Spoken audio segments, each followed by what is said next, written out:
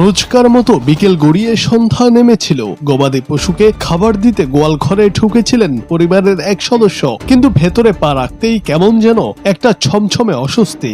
সন্দেহ দূর করতে হাতের টর্চ লাইটটি জ্বালিয়ে আলো ফেলতেই যেন চোখ চড়ক গাছ রক্তহীন করা এক দৃশ্যের মুখোমুখি হলেন তিনি। গরু মহিষের ঠিক পাশেই জাকিয়ে বসে আছে আস্ত এক চিতাবাঘ। অবিশ্বাস্য এই ঘটনা ঘটেছে ভারতের পাহাড়ি রাজ্য উত্তরাখণ্ডে। সাধারণত চোখের সামনে এমন হিংস্র বন্যপ্রাণী দেখলে যে কারো চিৎকার করে জ্ঞান হারানোর দশা হওয়ার কথা, কিন্তু ওই ব্যক্তি দেখালেন অসীম সাহসিকতা ও ধৈর্যের পরিচয়। কোন রকম তাড়াহুড়ো বা চিৎকার চেঁচামেচি না করে তিনি নিজেকে সম্পূর্ণ শান্ত রাখেন। তবে সবচেয়ে অবাক করার মতো বিষয় ছিল চিতাবাঘটির আচরণ।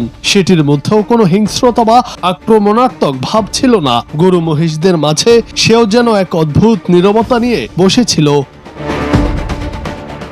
এরপর টর্চের আলো সরাসরি চোখে মুখে পড়তেই বাঘটি আর সেখানে মুহূর্তকাল দেরি করেনি। অত্যন্ত চতুর ও শান্ত পায়ে গোয়াল ঘর থেকে বেরিয়ে অন্ধকারে মিশে যায়।